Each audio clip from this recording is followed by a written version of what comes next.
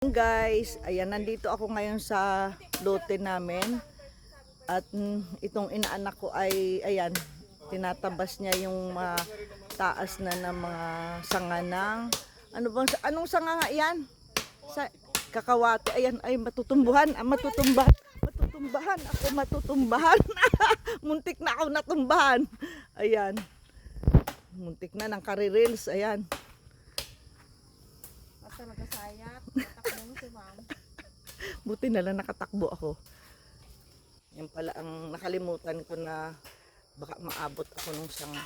Dami palang sanga eh. Okay na yan. Okay na yan sayat.